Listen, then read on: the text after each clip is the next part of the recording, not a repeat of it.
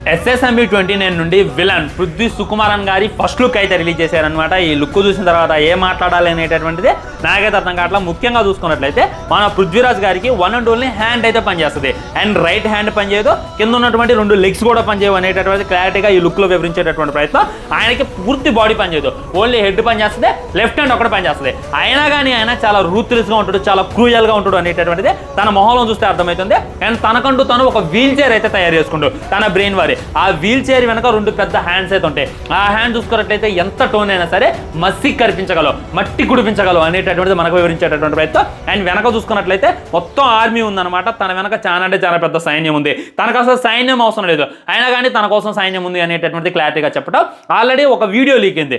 ఆ వీడియో చూసి నేను ఏదో మౌంటైన్ వ్యూ యాడ్ షూట్ అనుకున్నా, కానీ అది ఈ సినిమా షూటింగే. లైక్ మన మహేష్ బాబు కానీ వెనక నుండి ఒకళ్ళు నెడతారనమాట, ఆయన వచ్చి మోకాల మీద పడతాడు. యాజ్ ఇట్ ఈజ్ ఇదే ఉందన్నమాట. సో మన పృథ్వీ సుకుమార్